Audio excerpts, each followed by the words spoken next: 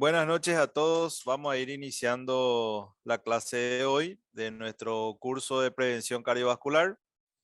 Hoy tenemos como invitada speaker a la doctora María del Rocío Aparicio.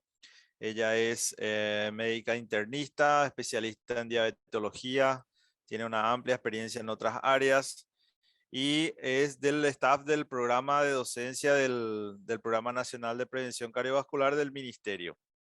Ella hoy nos va a estar hablando de los cambios terapéuticos del estilo de vida, actividad física y nutrición en el contexto de prevención cardiovascular, ya sea y el método para calcular el riesgo. Así que podríamos empezar. Te escuchamos. A todos los invitamos a hacer preguntas en la casilla de preguntas y respuestas, que al terminar la exposición vamos a pedirle a la doctora que nos pueda enseñar un poquito más de este tema. Así que, doctora Rocío, muchas gracias y le escuchamos.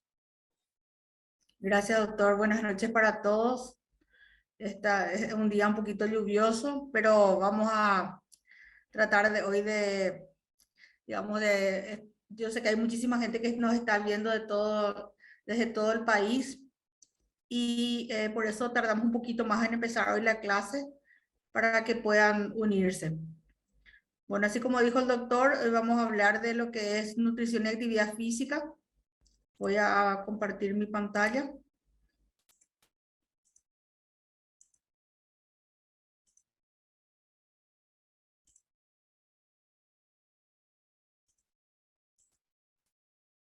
Bueno, vamos a hablar un poquito de cambios terapéuticos en el estilo de vida, sobre todo actividad física y nutrición, que es un tema súper importante que, digamos, que más allá de mucho más importante, o sea, yo soy una convencida de que tenemos que empezar a prevenir y, digamos, de todos los ámbitos posibles.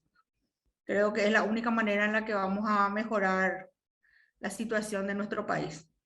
Bueno, vamos a empezar comentando, antes de hablar de actividad física y alimentación, yo quise encarar un poquitito diferente digamos, esta exposición, diciendo lo siguiente. En primer lugar, que la prevención cardiovascular debemos iniciar desde el periodo preconcepcional. Eso es muy importante de tener en cuenta y no olvidar nunca. ¿Y cuáles son las situaciones vinculadas a la salud cardiovascular? En primer lugar, en las mujeres tenemos las mujeres en edad fértil, ya sea durante la gestación y en los niños en los primeros años de vida. También el ambiente socioeconómico tiene mucho que ver con la salud cardiovascular, el trabajo, o sea, en qué trabajamos, cómo trabajamos, el sueño y la apnea obstructiva del sueño, cómo dormimos, la enfermedad mental, un tema que está surgiendo en los últimos 20 años, del hígado graso no alcohólico, que ahora es tipo una epidemia, y la actividad física y la alimentación. En particular voy a hablar de actividad física y alimentación, pero voy a comentar un poquito todos estos puntitos brevemente, ¿sí? Este es un paper publicado ya este año, en febrero de 2022, donde habla del embarazo y factores de riesgo reproductivo para enfermedad cardiovascular en mujeres. Es publicado en Circulation y es un paper que les recomiendo a toditos después en algún momento darse una leída porque está muy interesante. Bueno, empieza comentando cuáles son las etapas con posible efecto cardiometabólico y cardiovascular a corto y a largo plazo en las mujeres, ¿verdad?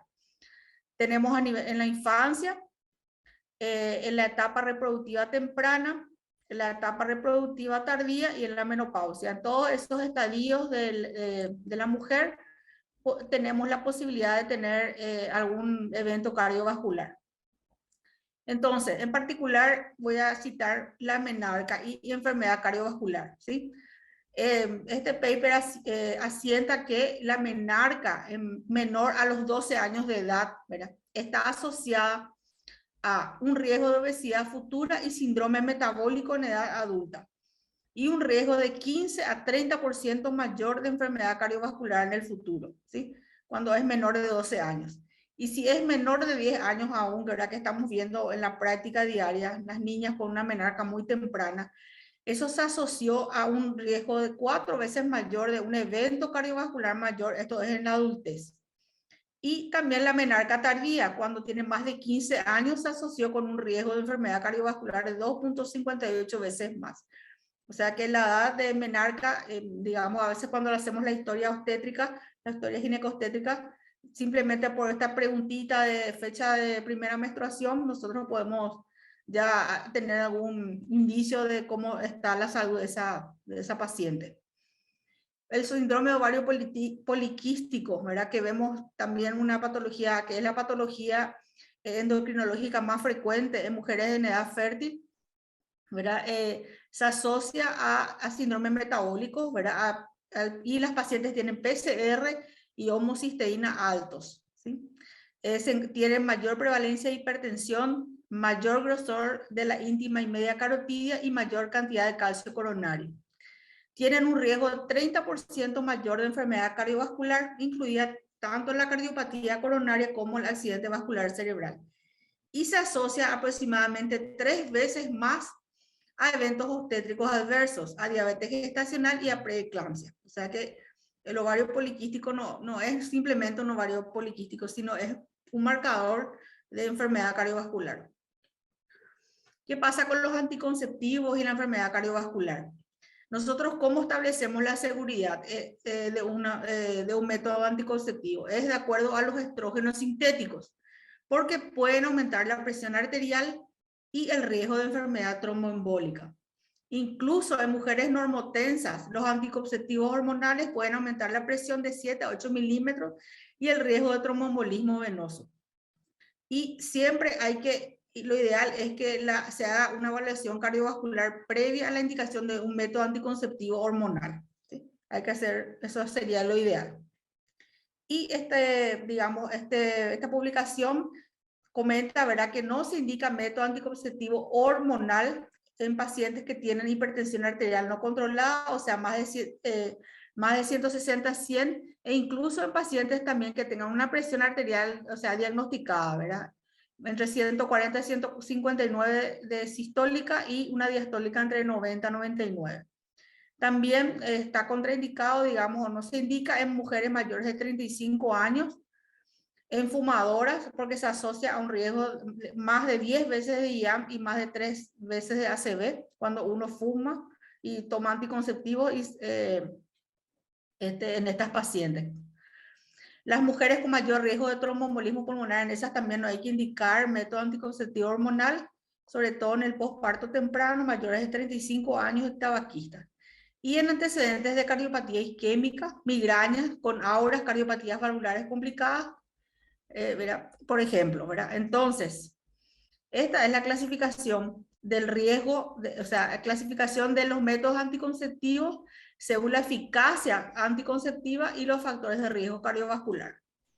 Pero acá vemos que tenemos que fijarnos en los cuadritos verdes, ¿verdad?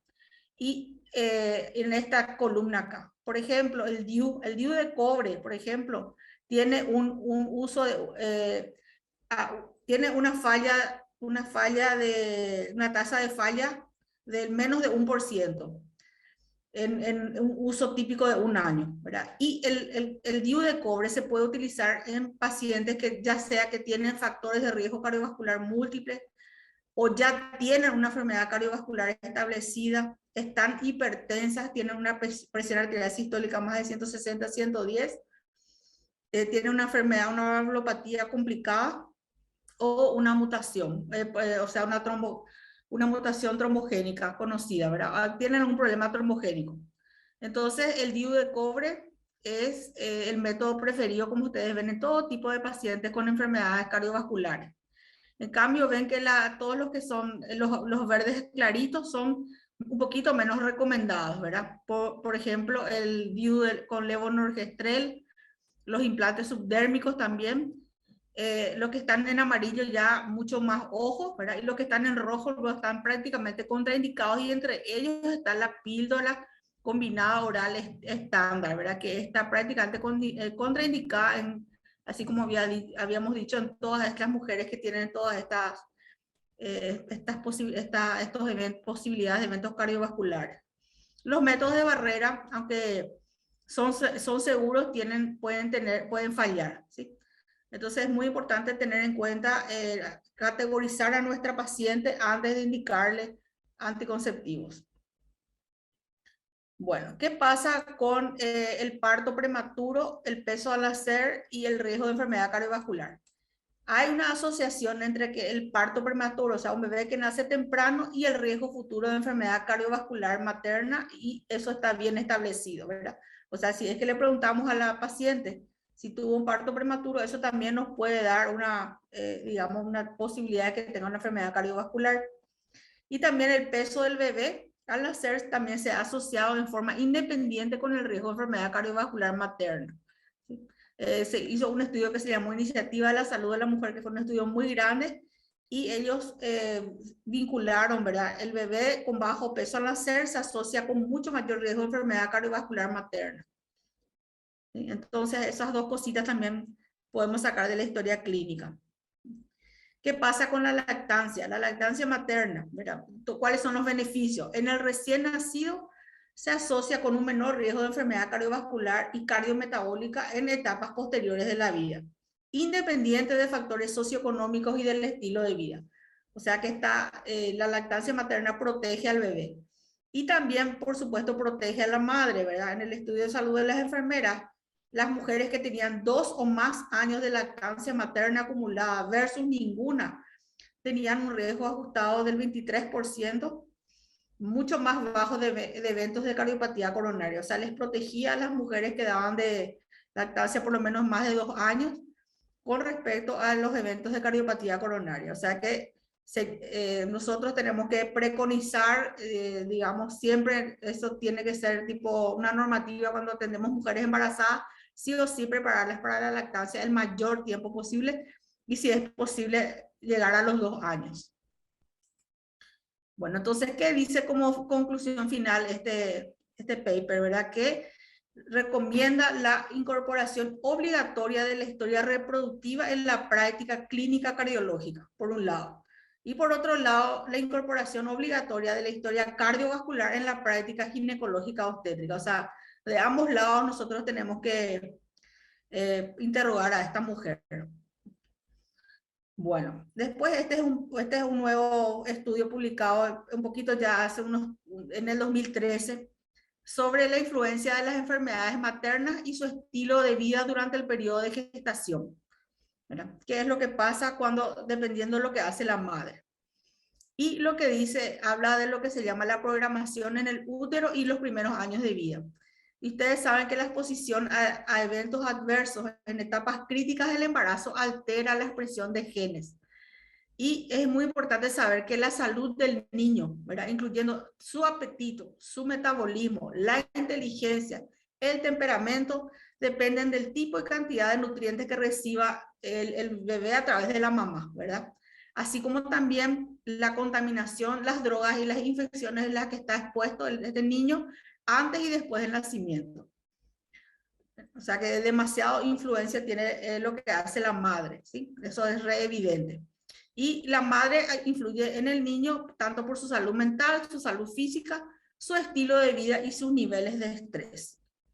Entonces, ¿cuáles son todos los factores maternos que pueden afectar al feto en el ambiente uterino y también al recién nacido en los primeros años de vida? Todos los trastornos psiquiátricos y neurológicos maternos afectan al niño. La insulinoresistencia y la diabetes, el estrés materno, el asma, trastornos respiratorios relacionados con el sueño, la anemia, el estado nutricional de la madre, el estilo de vida, los disruptores endocrinos, contaminantes en aire, agua y alimentos, y fumar. Todas estas situaciones maternas afectan al niño.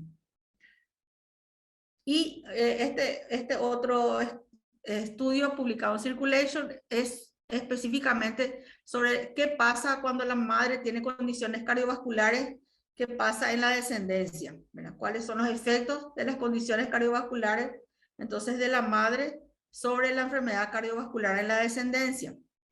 Y básicamente lo que encontramos es que la programación del desarrollo, ¿verdad? La exposición intrauterina o postnatal temprana a factores de riesgo determina la enfermedad cardiovascular en la vejez, ¿sí? Sí o sí, nuevamente se puede ver esto. ¿Y cuáles son las condiciones cardiovasculares que puede tener una mamá durante el embarazo? Puede tener preeclampsia, eclampsia, hipertensión, y eso afecta tanto la salud de ella como finaliza el embarazo y sobre todo reduce el crecimiento fetal, y lo que se asocia con un aumento de enfermedad cardiovascular en adultos, ¿sí? Estos niños que su mamá tuvo preeclampsia, eclampsia, hipertensión, entonces se puede ver esta asociación. Y si la madre tiene factores de riesgo cardiovascular, por ejemplo, tiene colesterol elevado, tabaquismo, obesidad o diabetes tipo 2 sobre todo, programan a disfunción endotelial, resistencia a la insulina, hipertensión, aterosclerosis y diabetes tipo 2 en la descendencia. O sea que la madre tiene que ser prácticamente, tenemos que tratar de que la madre llegue en las mejores condiciones de estar sanita para que no le vemos todos los eventos adversos en los niños. Este es, digamos, a los que les gusta fisiopatología, todos los factores fisiopatológicos que llevan a enfermedad cardiovascular. Tanto qué pasa con la madre y qué pasa con el niño. No me voy a detener en esto, pero es muy interesante si ustedes quieren leer después este paper para, digamos, reforzar un poquito todos estos conocimientos. Ahora, ¿qué pasa? ¿Cuál es la asociación del ambiente psicosocial en la niñez con la incidencia de enfermedad cardiovascular y mortalidad a los 30 años? O sea, ¿qué pasa cuando uno es niño y tiene un ambiente psicosocial no muy bueno? Y después, ¿qué va a pasar cuando uno es grande? ¿Verdad? Esa es una pregunta que se hizo este estudio, ¿verdad? Publicado ya en el 2020, ¿sí? Y bueno, para hacer este estudio, ¿verdad? Ellos utilizaron un estudio que se llamó Cardia, ¿verdad? Que fue un estudio muy grande, que fue una cohorte longitudinal de participantes, lo siguieron desde 1985, 86 hasta el 2018. Y lo siguieron, ¿verdad? Para determinar si el entorno psicosocial infantil, o sea, cómo estaban el nivel, cómo estaban cuando eran niños, se relacionaba con la incidencia de enfermedad cardiovascular y mortalidad por todas las causas en la mediana edad. Entonces, la cantidad se reclutaron 3.646 jóvenes de promedio de 25 años, de promedio más o menos 36.6 años. Estos jóvenes completaron un cuestionario que se llamó Entorno Familiar Infantil y los agruparon por puntajes de adversidad, alto, moderado o bajo en la niñez. ¿Qué quiere decir puntaje de adversidad alto? Que, por ejemplo, tuvo muchos, cuando era niño, por ejemplo, tuvo muchas carencias, sus padres se divorciaron, a veces no tenía que comer, cosas por el estilo, ¿verdad? Entonces, eso se llamó puntaje de adversidad alto, moderados y bajos, ¿verdad? ¿Y qué encontraron? Encontraron que la incidencia de enfermedad cardiovascular fue 50% más alta para aquellos en el grupo de alta adversidad en comparación con aquellos en el grupo de baja adversidad en la niñez. Y los cocientes de riesgo ajustados para mortalidad por todas las causas también fue mayor para los puntajes altos y moderados de adversidad en la niñez. Entonces, ¿cuáles son las conclusiones de esto? Es que el entorno familiar infantil adverso se asoció con incidencia de enfermedad cardiovascular y mortalidad por todas las causas más adelante en la vida, incluso después de controlar factores de riesgo. O sea que hay que ofrecerle a los niños un ambiente seguro. Bueno, ahora, ¿qué pasa con la situación socioeconómica y los factores de riesgo cardiovascular como determinantes de mortalidad prematura? Este fue un estudio multicohorte de 1.700.000 hombres y mujeres. Este es un estudio que lastimosamente confirma, ¿verdad?, que el efecto de la precariedad socioeconómica sobre la mortalidad prematura es comparable a factores de riesgo, a esos factores de riesgo que nosotros ya conocemos. Este fue un metaanálisis de 48 estudios y analizó datos de más de 1.700.000 personas durante una media de 13 años y encontraron que la pobreza acorta la vida, incluso más que la obesidad, más que el consumo elevado de alcohol y la hipertensión, según este estudio, pero no tanto como el tabaquismo, la diabetes y el sedentarismo, que son todos estos factores de riesgo ya conocidos por todos. Entonces, también este paper, ¿verdad?, comenta que aunque los factores de riesgo relacionados con las enfermedades crónicas están interconectados y es difícil establecer su contribución aislada, la pobreza resulta ser un determinante clave de la mortalidad prematura. Bueno, ¿qué pasa con el estrés laboral y el riesgo de muerte en hombres y mujeres con y sin enfermedad cardiometabólica? Este fue un estudio multicohorte publicado en el 2018, donde se le hizo a 102.633 individuos, se les hizo un seguimiento de 13 años, de los cuales 3.400 tenían enfermedad cardiometabólica al inicio. Enfermedad cardiometabólica era el que tenía hipertensión o diabetes tipo 2 o alguna enfermedad cardiovascular o un factor de riesgo cardiovascular. Entonces, ¿qué encontraron? Que en los hombres, el sexo masculino, que tenían enfermedad cardiometabólica, las tasas de mortalidad estandarizadas por edad fueron sustancialmente más altas en personas con tensión laboral versus aquellos sin tensión laboral. O sea, los que trabajaban más mal morían más, sobre todo en hombres que tenían enfermedad cardiometabólica. En cambio, en mujeres y en hombres sin enfermedad cardiometabólica, la asociación con el estrés laboral, la asociación estrés laboral y mortalidad no fueron significativas. ¿Y cuál fue la interpretación? Que en hombres, o sea, sexo masculino con enfermedad cardiometabólica, la contribución de la atención laboral al riesgo de muerte fue clínicamente significativa e independiente tanto de sus factores de riesgo como de su estilo de vida. O sea que a los hombres les afecta más la atención laboral, sobre todo en aquellos hombres entonces que tienen factores de riesgo cardiometabólicos. Sí, estrés laboral significa que trabajan bajo mucha presión. Y este sí que fue un estudio que se hizo entre la OMS y la OIT, que es la Organización Internacional del Trabajo, sobre la carga global, regional y nacional de cardiopatía isquémica y ACV atribuible a largas horas de trabajo.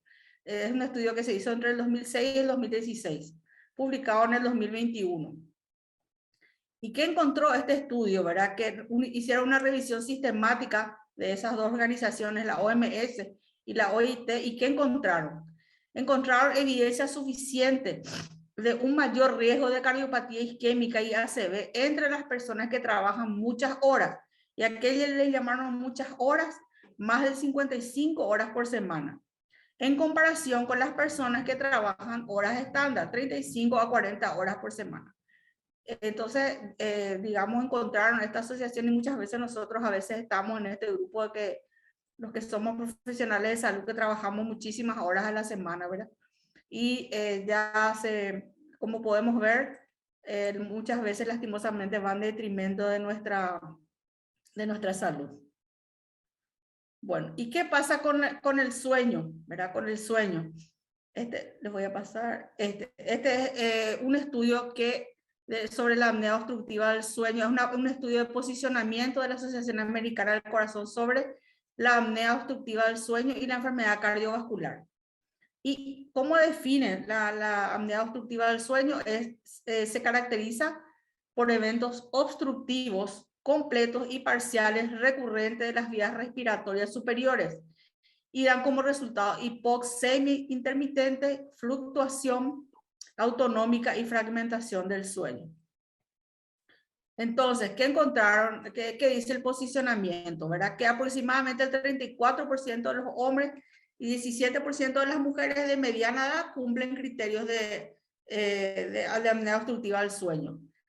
Y es más prevalente de esta apnea obstructiva del sueño aún en pacientes con enfermedad cardiocerebrovascular, entre el 40 al 80%, los que tienen hipertensión, insuficiencia cardíaca, cardiopatía isquémica, hipertensión pulmonar, fibrilación auricular ACV, entre ellos es más frecuente aún el síndrome de apnea obstructiva del sueño. Entonces, cuando ellos recomiendan detectar esta enfermedad, detectar apnea obstructiva del sueño, ¿en qué pacientes? En pacientes que tienen una hipertensión resistente o mal controlada, esos que toman 3, 4, 5, o sea, 3 drogas, a veces toman 4 drogas, ¿verdad? Y no mejora su presión. En pacientes con hipertensión pulmonar, los que tienen fibrilación auricular recurrente, sobre todo después de la cardioversión o ablación, insuficiencia cardíaca de la clase 2 a la 4, síndrome de taquibradicardia o taquicardia ventricular después del ACV, los que tienen angina nocturna o los que tuvieron infarto y los pacientes con arritmia en general. O sea que prácticamente en todos los pacientes, pero ellos recomiendan detectar síndrome de apnea obstructiva del sueño en los pacientes, en una gran gama de pacientes, porque asientan que es una prevalencia muy alta, como dije, del 40 al 80% de síndrome de apnea obstructiva en estos pacientes. ¿Y qué pasa con la salud mental y la enfermedad cardiovascular? Que hay muchísima evidencia, según, ¿verdad? Solamente les traigo un solo paper, ¿verdad? Publicado en el 2016, que,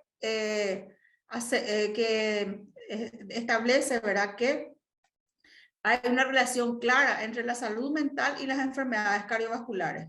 Y a pesar de la relación clara, los pacientes rara vez son evaluados por angustia psicológica o enfermedad mental como contribuyente o como resultado del trastorno cardiovascular. O sea que tenemos que, a veces cuando trabajamos, pedir un poco la ayuda de nuestros los colegas, los licenciados en psicología, y hacerles una evaluación mental a nuestros pacientes en los que podamos sospechar que tienen alguna depresión o ansiedad. Y hay que hacerlo porque puede contribuir a empeorar el trastorno cardiovascular. Bueno, y por último me quiero detener un poco en la enfermedad cardiovascular y el hígado graso no alcohólico. ¿Sí? Una revisión clínica publicada ahora en el 2021, ya online en el 2020, y que asienta esta publicación que el hígado graso no alcohólico es la enfermedad hepática crónica más común y afecta al 25% de la población adulta. Y como se asocia con frecuencia a otras comorbilidades como la obesidad, la diabetes tipo 2, la dislipidemia, se considera la manifestación hepática del síndrome metabólico, ¿sí? El hígado graso no alcohólico. Bueno, y se asocia con enfermedad cardiovascular tanto clínica como subclínica. ¿Qué dice la evidencia? Que los pacientes tienen un riesgo, los pacientes con hígado graso no alcohólico tienen riesgo sustancial de desarrollar hipertensión, enfermedad coronaria, miocardiopatía y arritmias. Y luego de desarrollar y aumenta su morbimortalidad. Ahora, como nosotros sabemos que la historia natural del hígado graso es variable, la gran mayoría queda como esteatosis simple, que es la fase inicial que tienen la mayoría de los pacientes, pero algunos pueden ir a fibrosis o a enfermedad hepática, ¿verdad? Y estos pacientes que tienen formas progresivas de hígado graso, por ejemplo, la esteatohepatitis no alcohólica o la fibrosis avanzada, y que además tienen, por ejemplo, diabetes tipo 2, tienen mayor riesgo de enfermedad cardiovascular. O sea, un paciente que tiene hígado graso tiene que ser, yo digo, ¿verdad?, que es un marcador de enfermedad cardiovascular. En los pacientes, a mis pacientes que tienen diabetes les pido una ecografía y les hago un interrogatorio y, digamos, yo les puedo decir desde la práctica que siempre tienen que buscar enfermedad cardiovascular oculta en los pacientes que tienen hígado graso no alcohólico. Bueno, y este también es un poquito de la fisiopatología, cómo se establece el hígado graso no alcohólico y cómo se llega a partir de allí a la enfermedad cardiovascular, que hay múltiples vías fisiopatológicas para que combinan ambas patologías. Están muy ligadas. Bueno, ahora sí vamos a hablar un poquito del tema principal, que es el ejercicio como prevención cardiovascular, ¿sí? El ejercicio. Vamos a empezar hablando primero de algunas definiciones y después vamos a hablar específicamente del ejercicio. En primer lugar, vamos a definir lo que es el MET, ¿verdad? Vamos a hablar un poquito de esto, a lo mejor les parece, ¿verdad?, van a escuchar por primera vez, pero vamos a hablar de esto, ¿sí? ¿Qué es el MET? El MET se define como el costo energético de estar sentado tranquilamente y es equivalente a un consumo de 1 kilocaloría por kilogramo por hora. Eso se llama MET, ¿verdad? Es una medida de energía, ¿sí? Ahora, por otro lado, una persona así que está así, nosotros sentados requerimos unos 3.5 mililitros de oxígeno por kilogramo por minuto cuando estamos inactivos. Entonces, un puntaje de MET equivalente a 1 es el uso de 3.5 mililitros de oxígeno por kilogramo por minuto sentado. Entonces, a partir de ahora, la definición de MET, entonces, nos hacemos de esta manera. Decimos que un MET es ¿cuánta cantidad de oxígeno vamos a usar estando sentados? 3,5 ml de oxígeno por kilogramo por minuto. O sea que es lo que usamos todas las personas en forma basal. Estamos hablando, es cuando estamos bien basal, así totalmente inactivos, utilizamos esta cantidad de oxígeno por kilogramo por minuto, ¿sí? Entonces eso se llama MET, ¿sí? Entonces, ¿qué es lo que es el MET? Es una unidad de medida que permite calcular el consumo de oxígeno, ¿sí? Entonces, es la cantidad de oxígeno consumido por minuto de una persona en reposo y que es el consumo mínimo que el organismo necesita para mantener su constante vital, o sea, para estar vivos. Es la mínima cantidad de oxígeno que necesitamos, eso es un MET. Y cuando nosotros hablamos de intensidad, ¿verdad? Se puede describir como un múltiplo de este valor. Cuanto más trabaja el cuerpo, por ejemplo, cuando hacemos actividad física, más elevado es el nivel del MET al que se está trabajando. Entonces, un ejercicio típico de 2 MET quiere decir que el consumo de oxígeno es el doble del reposo de 1 MET, ¿verdad? Entonces, esto es para entender un poco la forma como nosotros vamos a evaluar el ejercicio físico, es a través del MET, ¿sí? Bueno, ¿cuáles son los problemas, los límites que puede tener este MET? En primer lugar, que las personas utilizan la energía de diferentes ritmos, ¿verdad? Es poco probable que dos personas que realizan una misma actividad en particular, por ejemplo, caminar, consuman la misma cantidad de energía, aunque la puntuación del MET para la actividad sea la misma. Digamos, te da una orientación, pero hay que ir viendo en forma individual, ¿sí? Pero se usa el MET para poder estandarizar por otro lado. Ahora, ¿cuáles son los factores que influyen en la velocidad en la que se utiliza la energía? Depende de la edad, del sexo, del peso corporal, de la composición corporal, de la tasa metabólica en reposo, del nivel de aptitud cardiorrespiratoria y de la genética, ¿sí? Todos esos factores influyen en la velocidad en que utilizamos la energía para movernos. Bueno, ¿cómo se clasifican ahora todas las actividades que nosotros hacemos, ¿verdad? Así a grandes rasgos, este fue unos criterios, o sea, una publicación sobre los criterios para clasificar los grupos de actividad, ¿sí? Y se clasifican en sueño, comportamiento sedentario y actividad física. O sea, hay tres grandes cosas que podemos estar haciendo. Podemos estar durmiendo o podemos estar sentados así sedentarios o estamos haciendo actividad física. Entonces, esa es la clasificación. Entonces, ¿cómo se clasifican entonces las actividades de las personas en base a consenso de expertos? Se clasifican entonces en las siguientes categorías: sueño, actividad sedentaria y la actividad física. La actividad física puede ser ligera o moderada a vigorosa. ¿Y por qué se utiliza esto? Es para poder, cuando uno hace estudios y tiene que comparar estudios entre sí, se usa esta clasificación, ¿sí? Entonces, la actividad de las personas. Ahora, entonces, ¿cómo nosotros vamos a definir a qué llamamos sueño? Cuando la persona tiene menos de 1 MET, o sea, que está acostado, dijimos que 1 MET era la unidad básica. Entonces, el sueño, cuando nosotros estamos durmiendo, tenemos menos de 1 MET, ¿sí? Cuando estamos sedentarios, o sea, estamos ahí, digamos, haciendo gran cosas sentados y demás, usamos entre más de un MET a menos de 1.5. Eso se llama actividad sedentaria, ¿sí? ¿A qué se llama actividad física ligera? Cuando utilizamos entre 1.5 a menos de 3 MET. Y actividad física moderada vigorosa es más de 3. ¿Sí? Ese se puede subclasificar otra vez. En moderada entre 3 a 6 y vigorosa más de 6. Entonces, vamos a repetir otra vez. Nosotros, entonces, de acuerdo al MET, vamos a clasificar todas las cosas que nosotros hacemos. Si nosotros estamos durmiendo, utilizamos menos de 1 MET. Si estamos así, actividad sedentaria, entre 1 a 1.5. Actividad física ligera, 1.5 a 3. Moderada, entre 3 a 6 y vigorosa más de 6.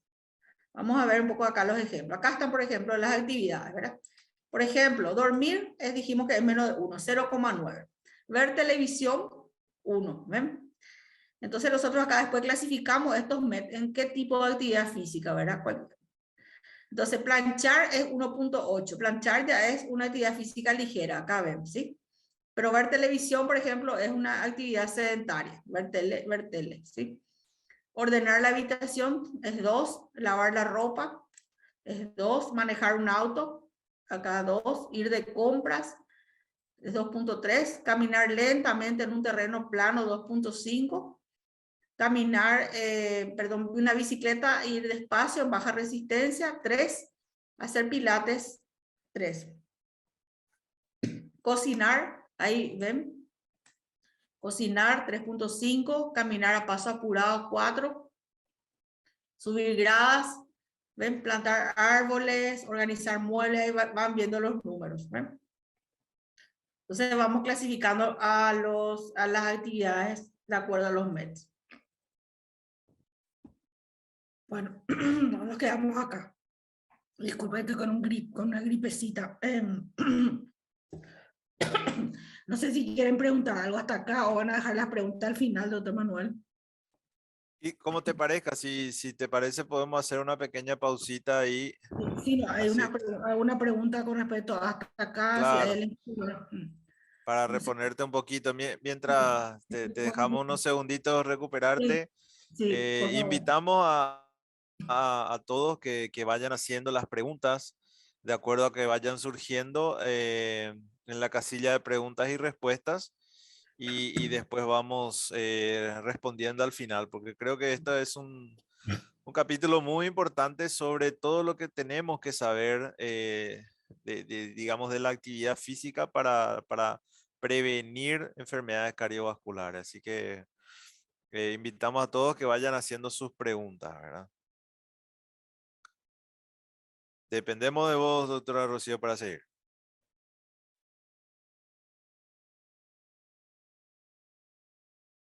Estás Bueno, muteada. Eso. ahora sí, ahora sí. Bueno, entonces estamos hablando de todo esto, ¿sí?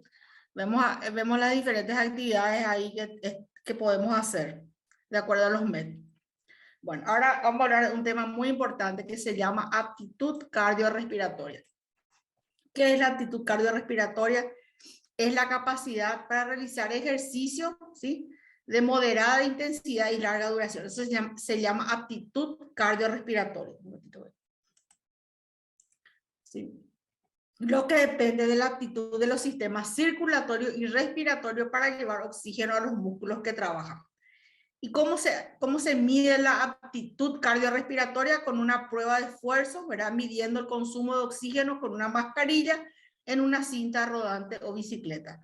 Eso se llama ergospirometría y incluye entonces una medición del consumo de oxígeno con un esfuerzo. Eso se llama entonces aptitud cardiorrespiratoria. Entonces es la capacidad para realizar ejercicio de moderada intensidad y larga duración, ¿sí? Esa es nuestra aptitud cardiorrespiratoria.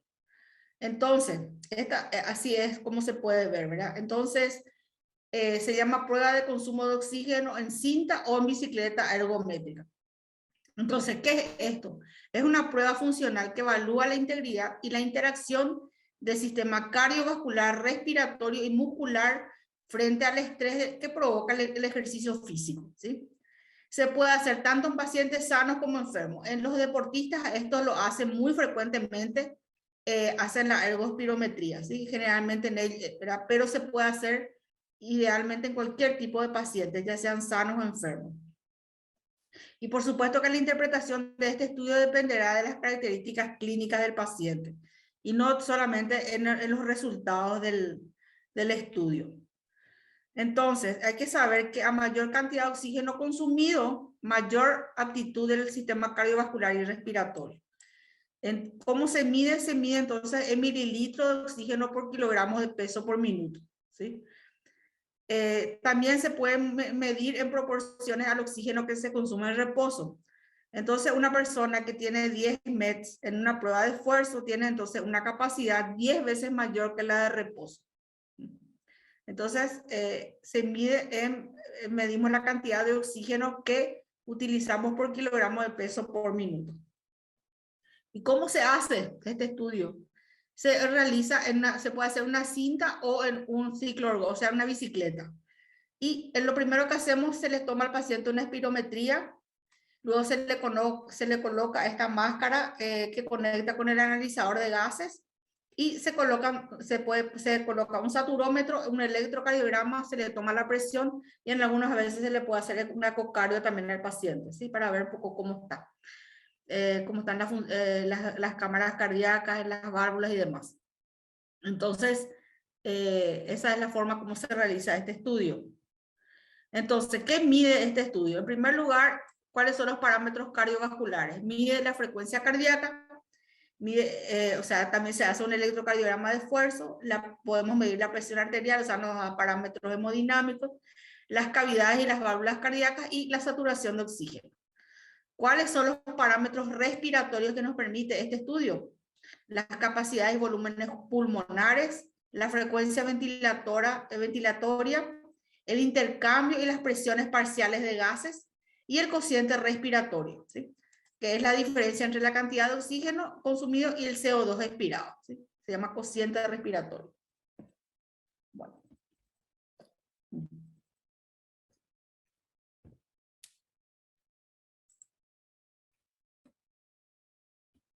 Bueno, ¿cuáles son? Y los parámetros metabólicos que se miden en la espirometría, ¿cuáles son?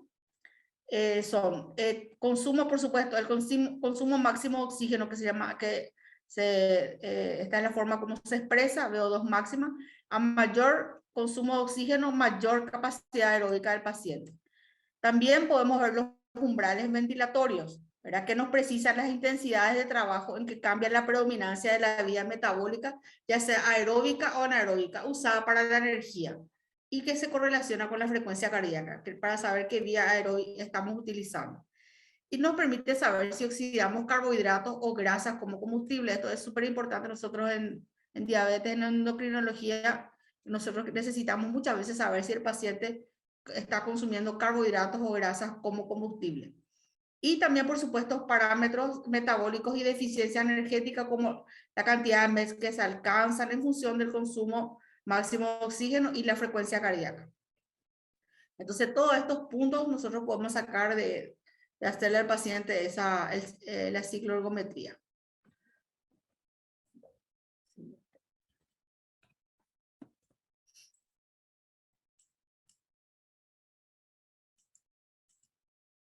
Bueno, entonces, ¿cómo vamos a usar en la práctica clínica el equivalente metabólico? ¿Sí? Entonces, los equivalentes metabólicos entonces se emplean como guía para el entrenamiento físico y para categorizar la actitud cardiorrespiratoria. En adultos jóvenes y sanos, generalmente tienen niveles entre 8 y 12 METs. ¿Sí? Los pacientes que ya tienen insuficiencia cardíaca y las personas de edad avanzada o con obesidad mórbida pueden tener solamente 2 a 4 METs. En cambio, algunos atletas de resistencia pueden tener 20 a 25 METs durante la carrera en cinta rodante. ¿Sí?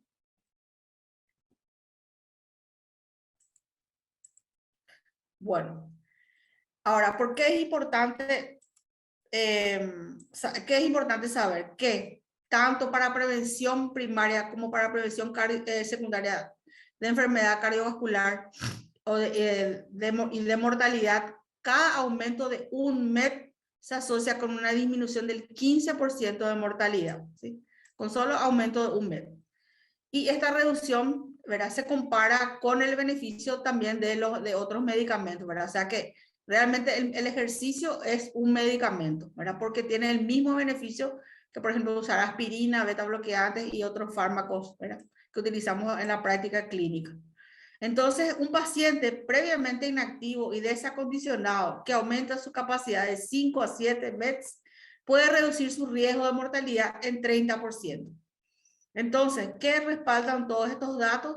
Que la mala condición física es un factor de riesgo independiente para enfermedad cardiovascular y que los principales beneficiarios del ejercicio son los menos aptos y menos activos. Cuanto menos hace el paciente, después empieza a hacer, tiene el mayor beneficio. Bueno, entonces, estos niveles de actitud cardiorrespiratoria generalmente disminuyen con la edad. Disminuyen porque uno reduce naturalmente su actividad física, porque reduce la frecuencia cardíaca máxima, la contractilidad debido al aumento de peso y enfermedades crónicas. Y también son un poquito más bajos para las mujeres que para los hombres porque tienen menor masa muscular poquito menos de hemoglobina y menor volumen sistólico. Bueno.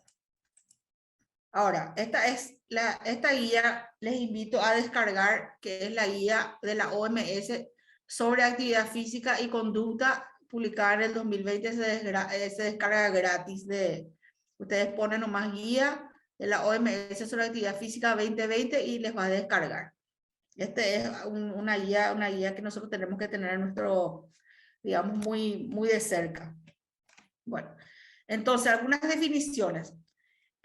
¿A qué le llama esta guía actividad física? ¿Qué es lo que es la actividad física? Es cualquier movimiento que se haga en el contexto de uno o más de los siguientes, o sea, ya sea en el tiempo libre, cuando estamos trabajando, cuando educación, hogar o transporte. O sea, actividad física es todo lo que hacemos cuando estamos haciendo, cuando no estamos durmiendo, ¿sí? Eso es actividad física.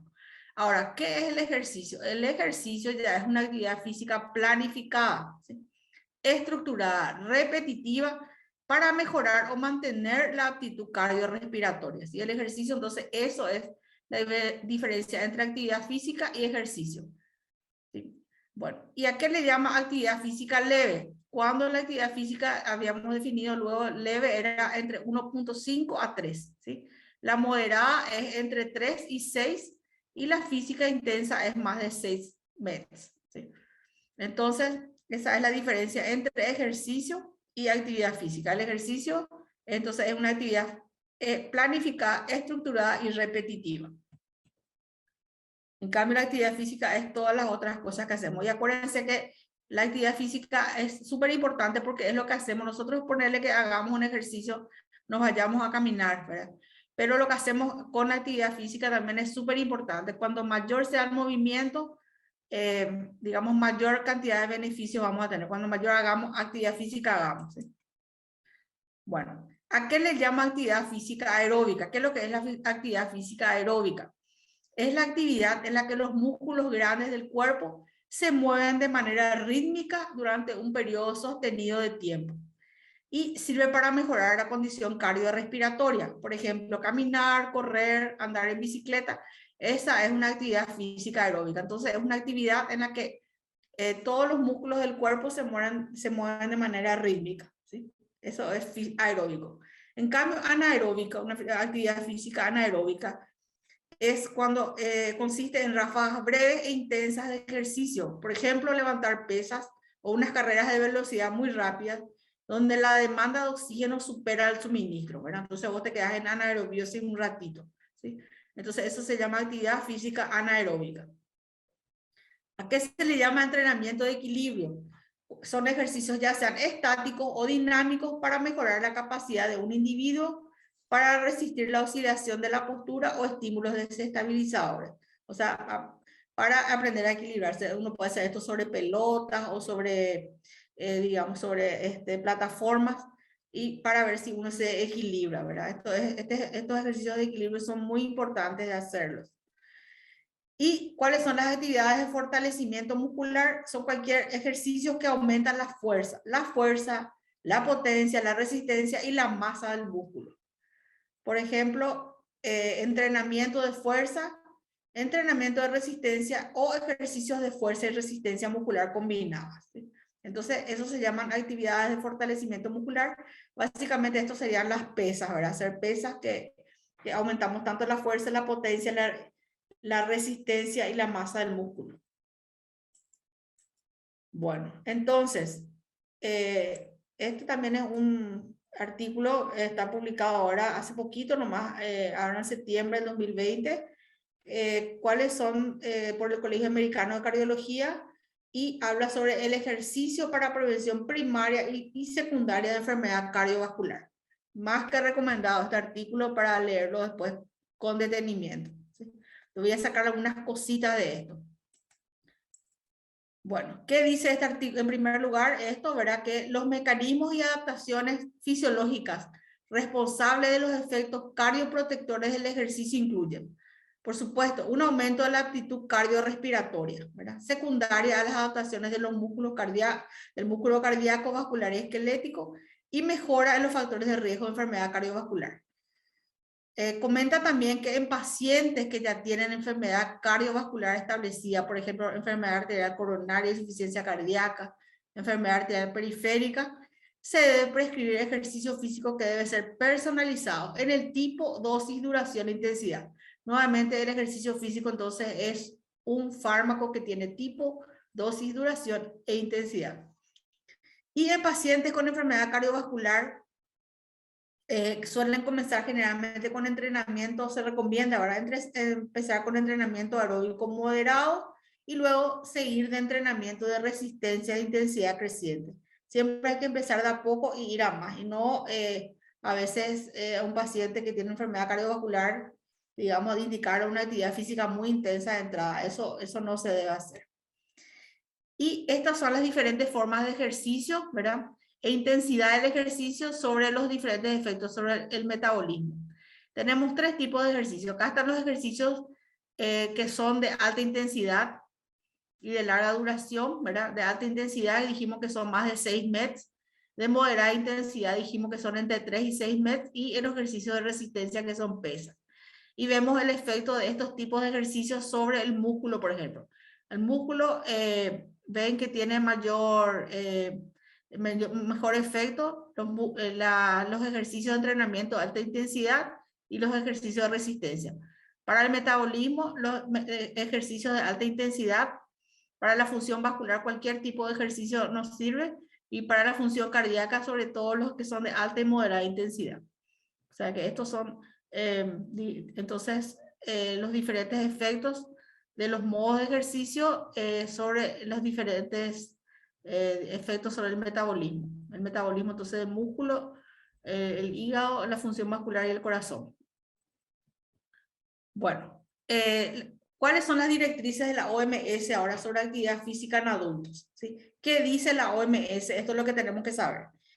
En adultos de 18 a 64 años, ¿cuál es la recomendación? Hay 2 tipos de ejercicios que podemos hacerle a los adultos de 18 a 64 años. Podemos hacerle actividad aeróbica o ejercicio de fortalecimiento muscular.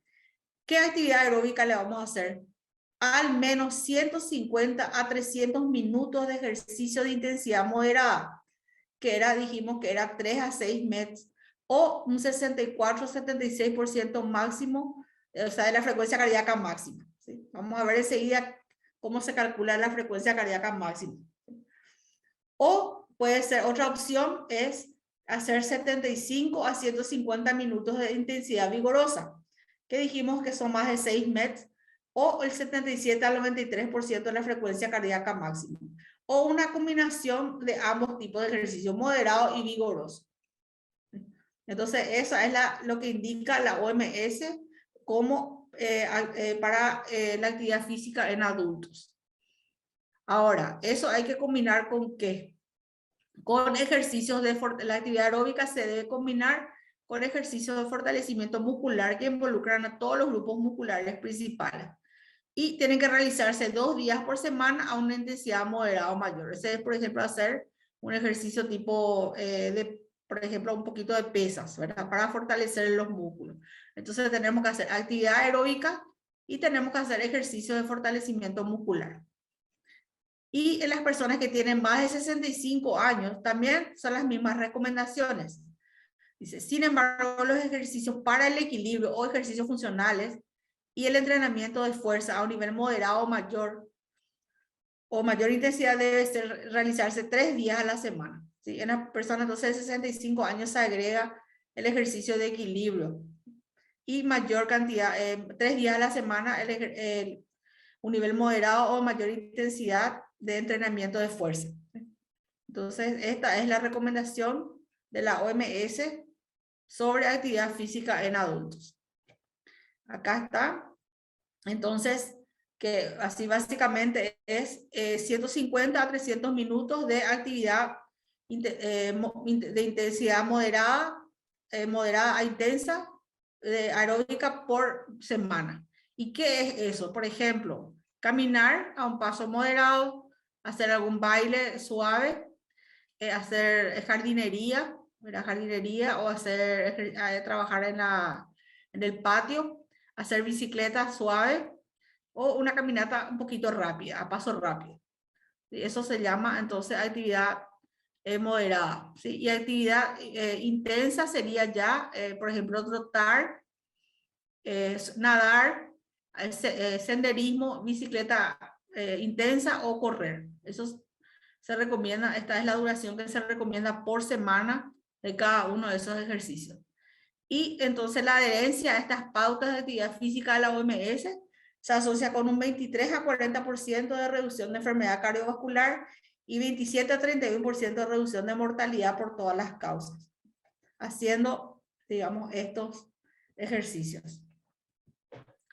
Entonces, ahora, hay algunas pruebas de que hay un ejercicio, el ejercicio de mayor intensidad, otra vez, así como habíamos dicho, tiene mejor beneficio cardiovascular y una reducción del riesgo en relación con el ejercicio aeróbico de intensidad moderada. Y hubo un estudio que se hizo con 204.000 adultos de mediana edad y mayores, y los que tuvieron ejercicio más vigoroso tuvieron menor riesgo de muerte, ¿sí? O sea que nosotros tenemos entonces básicamente que tratar de que el paciente se empiece de a poquito, pero que vaya logrando, digamos, la mayor intensidad de ejercicio que pueda hacer, los METs, ¿verdad? Bueno, y acá está el famoso HIIT. El HIIT es el entrenamiento interválico de alta intensidad, ¿sí? El HIIT está bastante, o sea, para los que están en el mundo fit y demás, está bastante en boga esto, ¿verdad? ¿Y qué es lo que es el HIIT? Consiste en breves estallidos intermitentes de actividad vigorosa. Por ejemplo, caminar, o sea, correr rápido o caminar o andar en bicicleta intercalados con periodos de recuperación activa. O sea, hacer una actividad rápida y muy intensa y luego recuperar, ¿sí? Entonces, eso se llama HIIT, ¿sí? Y el HIIT produce mayores mejoras en la actitud cardiorrespiratoria en comparación con un entrenamiento continuo de intensidad moderada. Y esto puede contribuir a la reducción adicional del riesgo de enfermedad cardiovascular observado con mayores cantidades de ejercicio vigoroso. O sea, el HIIT básicamente, ¿verdad?, mejora la actitud cardiorrespiratoria y puede ayudar más aún a la reducción del riesgo de enfermedad cardiovascular. Entonces, el HIIT consiste en breves estallidos intermitentes de actividad vigorosa intercalados con periodos de recuperación activa. Bueno, ponele que no, entonces ahora vamos a hablar un poquito de la cálculo de la frecuencia cardíaca objetivo, ¿verdad? Cuando nosotros no podemos saber los METs, tenemos que controlarle la frecuencia cardíaca a nuestro paciente. Entonces, el cálculo de la frecuencia cardíaca, o sea, para medir la intensidad del ejercicio, es ver qué tan rápida es la frecuencia cardíaca de un paciente durante la actividad física, ¿verdad? Entonces, básicamente eso. Cuanto mayor es la frecuencia cardíaca, entonces estamos bien con nuestra actividad física. Bueno, entonces, para usar este método de la frecuencia cardíaca, nosotros tenemos que calcular la frecuencia cardíaca máxima. ¿Qué es lo que es la frecuencia cardíaca máxima? Es el límite superior de lo que su sistema cardiovascular puede manejar durante la actividad física. Eso se llama frecuencia cardíaca máxima, ¿sí? ¿Y cómo se calcula la frecuencia cardíaca máxima? Se resta de 220 menos la edad. Por ejemplo, una persona que tiene 45 años, tenemos que restar 220 menos 45 y su frecuencia cardíaca máxima es 175. ¿Y qué quiere decir eso? Que esa es la cantidad máxima de veces que su corazón debe latir por minuto durante el ejercicio. O sea que no le podemos hacer a una persona de 45 años hacer una frecuencia cardíaca más de esto, ¿sí? Entonces esa es la frecuencia cardíaca máxima, el límite superior de lo que el sistema cardiovascular puede manejar durante la actividad física. Eso se llama entonces frecuencia cardíaca máxima y una formulita es 220 menos la edad del paciente. Ese es el primer paso lo que vamos a hacer. Ahora, una vez que nosotros contenemos la frecuencia cardíaca máxima, podemos calcular cuánto de eso nosotros queremos lograr. Si queremos lograr el 100%, que sería esa frecuencia cardíaca máxima, o queremos un poquito menos, ¿verdad? Entonces, la American Heart Association, ¿qué recomienda? Recomienda una frecuencia cardíaca objetivo de intensidad de ejercicio moderado, le llama cuando el 50-70% de su frecuencia cardíaca máxima. Y intensidad de ejercicio vigoroso, 70-85% de su frecuencia cardíaca máxima. Bueno, entonces existe una fórmula para calcular la frecuencia cardíaca objetivo. Voy a mostrar la fórmula y después vamos a ir desglosando esto. ¿Cuánta cantidad de frecuencia cardíaca yo tengo que dar, hacerle, o sea, tener en un paciente determinado? ¿Y cómo se calcula eso? Es una formulita que es la frecuencia cardíaca máxima menos la frecuencia cardíaca en reposo por el porcentaje de intensidad más la frecuencia cardíaca en reposo. O se puede llamar también la frecuencia cardíaca objetivo es la frecuencia cardíaca en reserva por el porcentaje de intensidad más la frecuencia cardíaca en reposo. Voy a explicar esto despacito ahora, parece así muy complicado, pero vamos a irnos por partes. Entonces, ¿cómo nosotros vamos a medir la frecuencia cardíaca de un paciente determinado? En primer lugar, vamos a calcular la frecuencia cardíaca máxima. ¿Cómo dijimos que era la frecuencia cardíaca máxima? Es 220 menos edad. Entonces, dijimos hace un rato, nuestro paciente tiene 45 años, entonces 220 menos 45, 175 es la frecuencia cardíaca de un paciente determinado. En segundo paso, tenemos otro número que tenemos que saber es la frecuencia cardíaca en reposo. ¿Qué es la frecuencia cardíaca en reposo? Es la frecuencia cardíaca que tiene un paciente cuando se levanta en la mañana temprano, ¿verdad? Cuando no hace nada todavía. Y por ejemplo, este paciente vamos a ponerle que tiene 75 de frecuencia cardíaca en reposo cuando se levanta. Y por último está otro concepto que se llama frecuencia cardíaca de reserva, que es la resta entre la frecuencia cardíaca máxima menos la frecuencia cardíaca de reposo. ¿Verdad? Entonces, 175 fue su frecuencia cardíaca máxima de este paciente. Y su frecuencia de reposo es 75 y nos da 100. Y eso se llama entonces frecuencia cardíaca de reserva, que es la cantidad de frecuencia cardíaca que puede ir un paciente desde el reposo hasta el máximo. Entonces, esos son los tres tipos de frecuencia cardíaca que tenemos que saber para medirla, para saber qué cantidad vamos a indicar, cómo le vamos a indicar el ejercicio a nuestro paciente, ¿sí? Entonces, tenemos la frecuencia cardíaca máxima, que es 220 menos edad, la frecuencia cardíaca de reposo, que es simplemente la frecuencia que tiene a la mañana al levantarse, y la frecuencia de reserva, que es la resta de las dos primeras, la frecuencia cardíaca máxima y la frecuencia en reposo, ¿sí? Bueno, entonces esta es la formulita. La frecuencia cardíaca objetivo, entonces, es la frecuencia cardíaca máxima menos la frecuencia cardíaca en reposo por la intensidad del ejercicio más la frecuencia cardíaca en reposo. O otra fórmula es, la misma fórmula más acortada es la frecuencia cardíaca de reserva, que dijimos que era la resta de estos dos, por la intensidad más la frecuencia cardíaca en reposo. Entonces, ¿cómo vamos a hacer? Tenemos un paciente que tiene 30 años y tiene una frecuencia cardíaca en reposo de 60 y queremos hacerle a él una intensidad de ejercicio del 80%. Entonces, esta es la formulita, pero ¿cuáles son los cálculos previos que nosotros tenemos que hacer?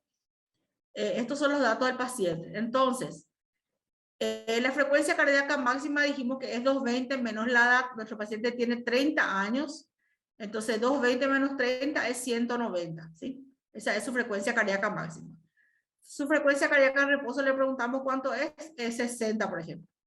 Entonces, su frecuencia cardíaca de reserva va a ser la resta de 190 menos 60, va a ser 130. Entonces, ahí tenemos los tres números que tenemos que saber antes de aplicar la fórmula, ¿sí? Frecuencia cardíaca máxima, de reposo y la de reserva. Entonces, esta es la formulita y estos son los números que obtuvimos. Frecuencia, y vamos a reemplazar acá. La frecuencia de reserva, que es esta que encontramos acá, 130, ponemos acá la fórmula, la intensidad del 80%. 80% se hace 80 dividido 100 y se pone 0,8, ¿verdad? Si yo digo una intensidad del 80%, entonces significa 80 dividido 100 y es 0,8. Si digo una intensidad, por ejemplo, del 60%, nomás yo quiero, entonces hago 60 dividido 100 y me da 0,6. Y ese numerito se pone acá. Y se le suma la frecuencia cardíaca al reposo de este paciente que dijimos que era 60. Y nos da entonces 164. Entonces, ¿cuál sería la respuesta para este caso? Entonces, un paciente de 30 años con una paciente que tiene una frecuencia cardíaca en reposo de 60 y queremos una intensidad de ejercicio de 80%, tenemos que hacerle latir su corazón, digamos, hasta una intensidad de hasta 164 latidos por minuto, ¿sí? Para obtener una intensidad del 80%. ¿verdad? Esto hace más bien los deportólogos, pero ustedes tienen que conocer un poquito esto, ¿verdad? Pero para no complicarse con todo esto, existen fórmulas calculadoras ahora que simplemente calculan la intensidad, no hay necesidad de acordarse de todas estas fórmulas, pero es importante conocer el concepto, ¿sí? Como les dije, hay calculadoras que se pueden descargar fácilmente. Bueno, entonces acá, por ejemplo, está mostrando diferentes tipos de entrenamiento. Estos, por ejemplo, la parte azul es la intensidad básica con la que se encuentra el paciente. Y la parte roja son los intervalos de los que se hace HIIT, ¿verdad? Los que se hace de mayor intensidad. Entonces, estos son algunos modos de ejercicio recomendados. Puede ser que un paciente tenga una intensidad moderada a alta, ¿verdad? Por ejemplo, el 50% de le calculamos el 50% de su frecuencia en reserva y luego le hacemos hacer estallidos de 1 minuto, ¿verdad? 10 veces, ¿verdad? Por ejemplo, 1 minuto, 1 minuto, 1 minuto acá y va a hacer 1 minuto rápido, pero vuelve otra vez hasta el 50% nomás de su frecuencia. Le hacemos ir hasta el 75% un ratito y luego baja el 50%. Esa es una forma de hacer el ejercicio. Otro es, por ejemplo, que se puede hacer, digamos, un paciente ya que está más entrenado, por supuesto, ya se le lleva su frecuencia cardíaca más al 75%. Pero se le puede hacer 4 minutos, digamos, llevarle a una intensidad muy alta y luego un descanso de 4 minutos. Después este es un modo que es alta intensidad con recuperación completa. Se le hace bajar su frecuencia cardíaca, digamos, bastante, ven que baja hasta aproximadamente el 30%, pero se le hace llegar hasta más del 75%, ¿sí? Con recuperación completa. Intervalos de alta intensidad, entonces con recuperación completa. O se puede hacer simplemente una intensidad, o sea, un entrenamiento de intensidad moderada continua. Entonces, esos son diferentes tipos de entrenamiento y esos, los que son deportólogos, los que son profesores de educación física, manejan todo esto. Bueno, entonces, esa era todo lo que les quería comentar con respecto al ejercicio físico. Entonces, lo que es importante es que bajen las guías de la OMS sobre actividad física y lean un poquito para estar, digamos, para aprender y para conocer esto que es súper importante. Bueno, y ahora vamos a entrar en la parte de nutrición como prevención de enfermedad cardiovascular, ¿sí? Bueno, yo voy a tomar algunos puntos nomás porque realmente lo que es nutrición es un capítulo gigantesco, ¿verdad? Y vamos a necesitar todo un curso completo para hablar de nutrición. Entonces les traje algunas cositas más controvertidas. ¿Qué pasa en primer lugar, con el colesterol dietético y el riesgo cardiovascular? Que fue una revisión de la Asociación Americana del Corazón. El colesterol dietético es, por ejemplo, el que está en el huevo y demás hierba, ¿verdad? Eso es el colesterol dietético. Y que esto está publicado en Circulation en el 2020. Fue publicado originalmente en el 2019 y una revisión en el 2020. Bueno, ¿y qué dice este paper, verdad? Que la guía de la Asociación Americana del Corazón del 2013 que concluyó que no hay pruebas suficientes para determinar si la reducción del colesterol consumido en la dieta reduce el colesterol LDL plasmático. No hay pruebas, ¿sí? Luego, en el 2015, el Comité Asesor de Pautas Dietéticas de los Estados Unidos tampoco ya no recomienda limitar el colesterol de la dieta a menos de 300 como se había hecho anteriormente. Y entonces establecen que la evidencia disponible no muestra una relación apreciable entre el consumo de colesterol dietético y el colesterol sérico, ¿verdad? De acuerdo con las conclusiones del informe, ¿sí? Entonces, ¿cuál es la conclusión súper importante? Que el colesterol de los alimentos, ¿sí?, no es un nutriente de preocupación por su consumo excesivo como causante de aumentar el colesterol plasmático, ¿sí? Esto es a veces que nosotros siempre pensamos que el colesterol de los alimentos le va a aumentar el colesterol plasmático. Bueno, acá ya establecieron que no, ¿sí? Por mucho tiempo nosotros habíamos creído lo contrario, pero ya hay muchísima evidencia que dice que no. Ahora, ¿qué pasa con los ácidos grasos poliinsaturados omega 3 y la enfermedad cardiovascular? También una revisión de la Asociación Americana del Corazón. ¿Y qué dice? Que son el consumo de pescado, aceite de pescado o mariscos que tienen omega 3 son beneficiosos en prevención y también en pacientes que tienen enfermedades cardiovasculares. ¿Y por qué son beneficiosos? Porque tienen efectos antiarrítmicos, antiinflamatorios, hematológicos, endoteliales y disminuyen los triglicéridos. ¿Y qué es lo que ellos recomiendan? Que se deben incluir 1 o 2 comidas con pescados, aceites o mariscos a la semana para reducir el riesgo de enfermedad cardiovascular. Pero habla de comida. Comida es alimento, el alimento como viene así directo, ¿sí? Bueno, ¿y cuáles son las fuentes de omega 3 en la naturaleza? Sí, tenemos, a nivel de los vegetales, tenemos el aceite de linaza, la semilla de chía y las nueces. Y la semilla de chía no es lo mismo que la galletita de chía, esto es otra cosa, es la semilla de chía y las nueces y el aceite de linaza. Y con respecto a los animales, sobre todo los pescados de agua fría, ¿verdad? El salmón, la caballa, el atún, el arenque y la sardina. Y también los pescados de que tienen un contenido de grasa más bajo, como la lubina, la tilapia, el bacalao, y los mariscos también tienen, pero en menor nivel, ¿sí? Y también hay un poquito en la carne de vaca y en los huevos, o sea, en los animales, ¿verdad? Entonces hay de origen vegetal y de origen animal. Por supuesto, nosotros no tenemos estos pescados acá, ¿verdad? Pero es importante saber que generalmente cuanto más grasa tiene el pescado, más omega 3 tiene. Y los number one, los primeros, los principales, son el salmón, la caballa y la caballa, ¿sí? Que son fuentes naturales de omega 3. Y esto se refiere entonces no al salmón enlatado ni la caballa enlatada, sino al que se pesca y se come, ¿sí? En lo posible. Entonces, ahora, ¿qué pasa con los suplementos dietéticos? Como nosotros no tenemos mar, ¿verdad? Entonces usamos los suplementos dietéticos. ¿Y qué dice, verdad? Que dice que los suplementos, los omega 3, entonces están presentes en varias formulaciones de suplementos dietéticos y tienen varias formas diferentes de omega 3. Hay muchas formas bioquímicas de omega 3. Y el aceite de krill, ¿verdad? Que contiene omega 3 principalmente como fosfolípidos. Y con respecto a esto, ¿verdad? La investigación limitada sugiere que estos tienen una biodisponibilidad algo mayor que los omega 3 del aceite del pescado, ¿verdad? Pero, o sea, todos los estudios son de investigación limitada.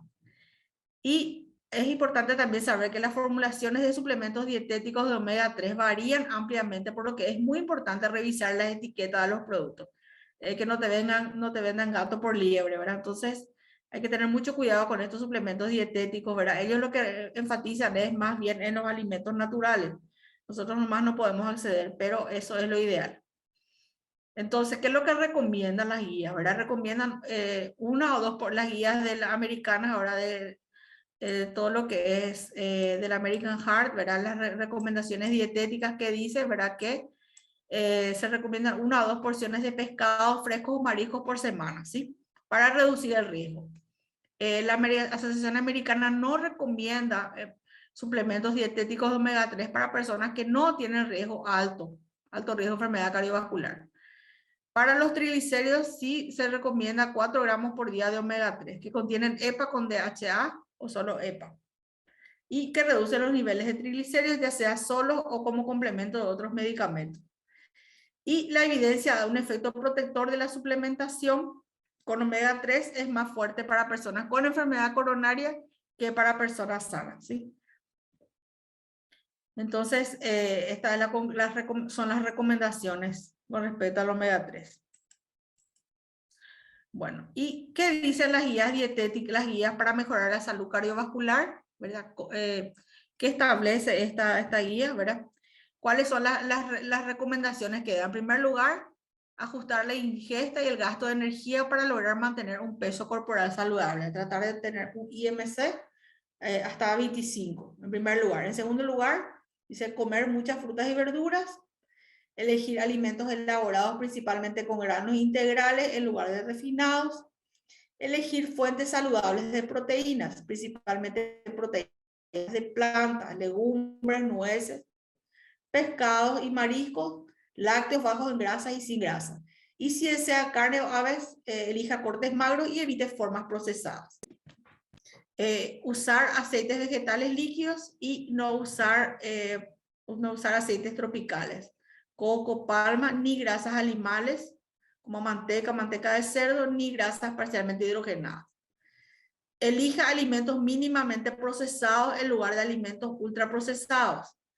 Y acá hay un asterisco que dice que ellos dicen, ¿verdad?, que no hay una definición comúnmente aceptada para alimentos ultraprocesados y que algunos alimentos saludables pueden existir dentro de los alimentos ultraprocesados. Después también asientan que hay que minimizar la ingesta de bebidas y alimentos con azúcares añadidos. Eligen y preparan alimentos con poca o ninguna sal, y si no bebe alcohol, lo empieza, y si elige beber alcohol, limite la ingesta. Creo que estas son todas recomendaciones que normalmente ya conocemos.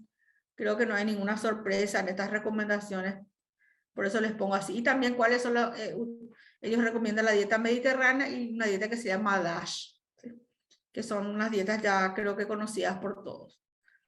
Ahora vamos a irnos a lo que es controversial, que es la dieta muy baja en carbohidratos y la dieta cetogénica y el riesgo cardiometabólico.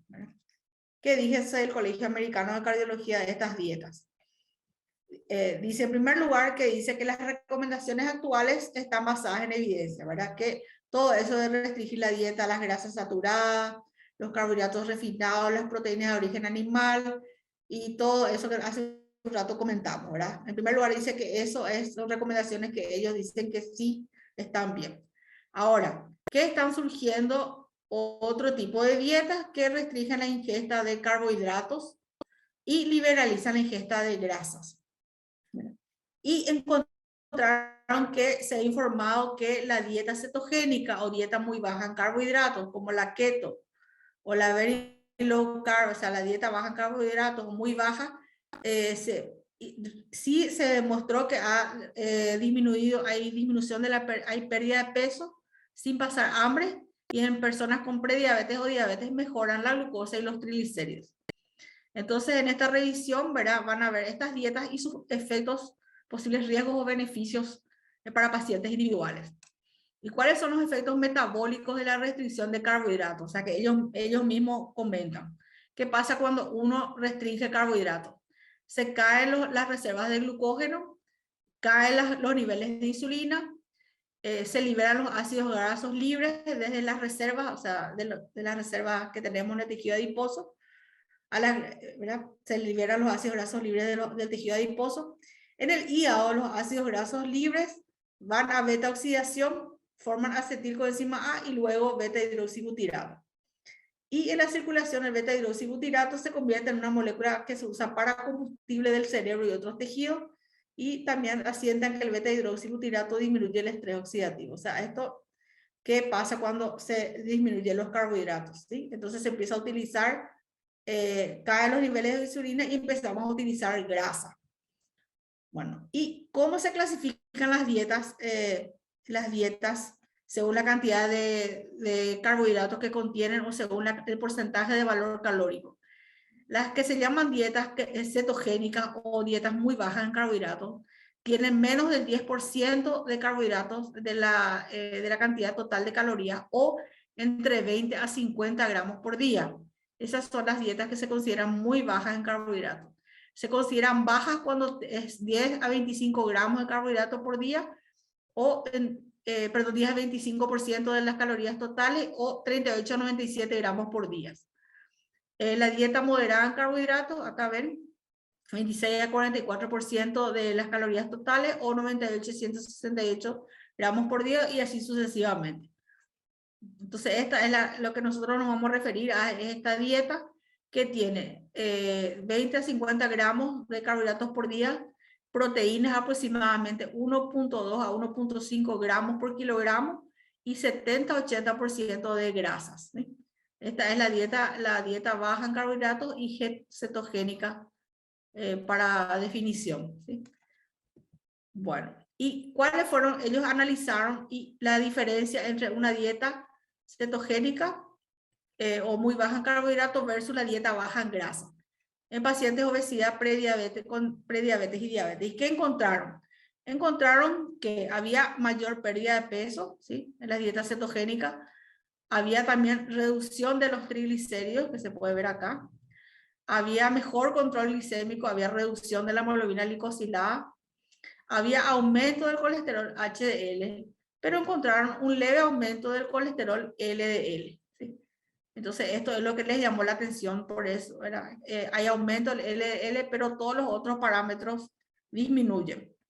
¿Sí? Entonces, ellos dicen, ¿cuáles son los riesgos de esta dieta? Que hay aumento del colesterol LDL, disminución de los componentes dietéticos beneficiosos, aumento de la ingesta de la proteína y posible aumento de la mortalidad. Bueno, entonces, ¿cuáles son las recomendaciones que da el Colegio Americano de Oncología? Que dice, ¿verdad?, que recomiendan indicar con mucha precaución el uso de dietas bajas en carbohidratos o keto, y siempre con acompañamiento médico o de nutricionistas especializados. Y ellos aconsejan en general usar otros patrones dietéticos, usar dieta mediterránea, dieta DASH, y no estos. No recomiendan el uso de dieta keto. Ahora, antes de ese, les quiero comentar un concepto muy importante que tienen que conocer ustedes, lo que se llama flexibilidad metabólica. ¿Qué es lo que es la flexibilidad metabólica? Es la posibilidad de utilizar carbohidratos o grasas como combustible celular en la mitocondria para producir ATP. Y eso depende de la cantidad de insulina que nosotros tengamos. Cuando nosotros tenemos insulina alta, ¿verdad?, utilizamos carbohidratos para ATP, ¿sí? Cuando hay insulina alta, nosotros quemamos carbohidratos. Y cuando la insulina está baja, consumimos grasa. Y esta es la flexibilidad metabólica. O sea, una persona normalmente tiene que tener su insulina baja cuando no come, entonces quema grasa. Y cuando está comiendo, tiene su insulina alta y quema carbohidratos. Entonces se dice que una persona es metabólica flexible cuando puede hacer esto. La mayoría de las personas tienen inflexibilidad metabólica. ¿Qué es la inflexibilidad metabólica? Es cuando solamente queman carbohidratos y no queman grasa porque tienen insulina alta todo el tiempo. ¿Sí? Bueno, y esta es acá pueden ver lo que pasa, ¿verdad? Ustedes ven acá que los carbohidratos son los que más elevan el azúcar y elevan la insulina. Creo que todos estos ustedes saben, ¿verdad? Los carbohidratos son los que más elevan la insulina, después las proteínas y después las grasas. ¿Sí?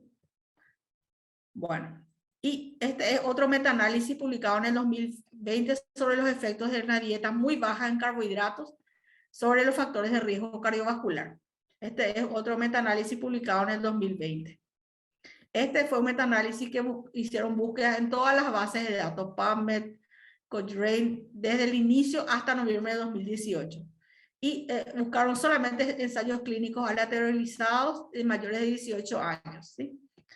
Bueno, ¿y qué es lo que encontraron? ¿Qué encontraron? Eso es lo que es importante. Encontraron que las dietas bajas en carbohidratos, nuevamente, disminución de los triglicéridos, disminución del peso corporal, encontraron disminución de la presión arterial sistólica y diastólica, aumento del colesterol, HDL, encontraron también aumento del LDL y disminución de la glucosa en ayunas. Entonces, ¿qué dice este estudio? Verá que las dietas bajas en carbohidratos tienen un efecto beneficioso sobre los factores de riesgo cardiovascular, pero los efectos a largo plazo también requieren más investigación. Tampoco dan, digamos, a largo plazo sería el problema. Bueno, este es un estudio que se hizo en pacientes con diabetes tipo 2 y su riesgo cardiovascular. Y le hicieron cetosis nutricional. ¿Qué es lo que es la cetosis nutricional? Que es dieta cetogénica totalmente por 2 años a pacientes que tienen diabetes tipo 2 para ver qué pasa con su enfermedad cardiovascular. Este fue publicado en el 2020. Esto ya es un estudio de pacientes. Y estos, ¿qué encontraron? Así para pasarles rápido. ¿Qué encontraron? ¿Cuál fue la conclusión de este paper? Que el consumo de una dieta muy baja en carbohidratos con cetosis nutricional durante 2 años en pacientes con diabetes tipo 2, entonces redujo los niveles de LDL, pero las pequeñas, acuérdense que las LDL hay pequeñas y hay grandes, que son las que aumentan la dislipidemia diabética y son un marcador de mayor riesgo de enfermedad cardiovascular. Encontraron que aumentaba el LDL en general, pero bajaba el LDL malo, ¿verdad? El LDL pequeño y denso, que son los que aumentan la dislipidemia diabética. Eso encontraron. Y también le midieron el grosor carotídeo, ¿verdad? Y no encontraron que haya aumentado el grosor carotídeo en los pacientes que hicieron dieta cetogénica. Por lo tanto, ellos concluyeron que no puede, digamos que hay poca evidencia de que esta intervención por lo menos no afectó negativamente el riesgo de enfermedad cardiovascular. Bueno, y este es lo último ya. ¿Qué pasa con los macronutrientes de la dieta en los niveles de lípidos y su consecuencia para la enfermedad cardiovascular? Dependiendo si comemos carbohidratos, proteínas o grasas, ¿sí? Bueno, acá hay que atender. Resulta que las LDL, para mostrarles las LDL, existen dos tipos de LDL. El patrón A, que se llama que son grandes y flotantes, así son blanditas y grandotas, ¿verdad? Y las que son de menor riesgo cardiovascular, ¿verdad? De bajo riesgo cardiovascular. Y el patrón LDL, que se llama patrón B, que son de alto riesgo cardiovascular, y que son las aterogénicas, que son chiquititas y pesadas. Y estas son grandes y livianitas, ¿sí? Entonces, patrón A, grandes y livianitas, y patrón B, pequeñas y pesadas. Entonces, ¿qué encontraron en este paper? Que las dietas bajas en grasa reducen el colesterol total, el LDL y el HDL, pero las dietas bajas en carbohidratos reducen los niveles de triglicéridos y colesterol y aumentan el colesterol HDL y LDL, ¿sí? Ahora, ¿qué es lo que ellos dicen? ¿Verdad? Que las dietas bajas en carbohidratos cambian el tamaño de las partículas LDL, de partículas LDL más pequeñas y densas, que son tipo B, a más grandes y flotantes. A más grandes y flotantes. Por eso es que la cantidad de LDL aumenta, porque aumentan las más grandes, no porque aumenta el riesgo cardiovascular. Entonces, eso es muy importante, es un estudio muy interesante, ¿verdad? Para pensar un poquito, ¿verdad? Con respecto al LL, ¿por qué en las dietas bajan carbohidratos o cetogénicas aumenta el LL? Es porque aumenta el LL tipo A, que es más grande y que es más livianito. Y entonces, por esa razón, ¿sí? Las grandes y flotantes aumentan en las dietas cetogénicas, ¿sí? Bueno, y con esto termino, ¿verdad? Yo justito, Dios mío, 1 hora y media hablé. Bueno, quedo abierta a preguntas, digamos, del público. Doctor, te voy a sacar esto. Stop share. Bueno, excelente, excelente exposición, bastante clara. Yo creo que, bueno, en este momento no tenemos preguntas, creo que hay mucha información que procesar. Considero de que principalmente la actividad física, como bien dijiste, ya se propone como una medicación, tiene el peso de una medicación en evitar eventos cardiovasculares y creo que es algo muy importante, tal es así que la última guía europea de prevención cardiovascular Sí, propone escribirla como un sí, medicamento en una receta cuando uno atiende a un paciente. Es así de importante y del peso, ¿verdad? Así que, y en cuanto a la dieta, no hay ninguna duda de que lo más saludable posible tiene impacto y debemos acostumbrarnos a tratar digamos, de indicar estas medidas también. Así que, bueno, estamos esperando preguntas como tal. No tenemos, hay una sola, por ejemplo, que nos dice en cuanto a la alimentación, los mariscos que tenemos aquí, si son saludables o no, qué porcentaje de composición tiene, ¿qué nos puedes exacto. decir? Sí, los mariscos, lo que pasa es que son mariscos congelados y llenos de sal, ¿verdad? Porque ustedes saben que para conservar cualquier comida, ¿qué es lo que le ponen? Le ponen sal, ¿verdad? Para que no se descomponga. Los mariscos normalmente vos, si estás en el costado del mar, pescás y comes en ese día. Lo mismo los pescados, ¿verdad? O sea que como un pescado, un marisco, algo que se descompone en la naturaleza, al día siguiente ya es incomible para estar meses ahí en la ladera del súper, ¿verdad? O sea, quizás tenga la misma composición de omega 3, ¿verdad? Pero hay que ver también no es solamente en eso, sino que tenemos que fijarnos en todo lo que le ponen. eh, Vamos a darle un segundito, sí, ahí se desconectó y vamos a esperarle un segundito. Pero bueno, yo creo que fue muy claro, muy extensa la exposición, que hay datos muy interesantes, así que nada más instarlos a que lean los artículos, la parte principalmente de actividad física y prevención cardiovascular está muy clara últimamente, y en cuanto a la nutrición también, por lo cual es importante tener estas medidas en cuenta. Así que, bueno, en vista que de hecho no hay más preguntas o no hubieron preguntas, y está teniendo problemitas, parece conectarse la doctora Rocío, creo que podemos ir finalizando el evento de hoy. Sí, recordarles que ya estamos terminando el curso de prevención cardiovascular, nos quedan solamente 2 clases más. La siguiente es el miércoles siguiente, 2 de noviembre, que vamos a hablar de imágenes cardiovasculares. Y luego el 16, que estaríamos dando la última clase, que sería un resumen de todo lo que las guías de prevención, digamos, cardiovascular nos van a resumir en cuanto a todo lo que estuvimos hablando en estas clases. Así que, bueno. Quisiera agradecer nuevamente a Laboratorios Kinfa por permitirnos estar aquí con ustedes hoy, a la expositora, y bueno, vamos a cerrar el evento por la noche de hoy y nos estaremos encontrando el siguiente miércoles. Así que buenas noches a todos y hasta la siguiente clase.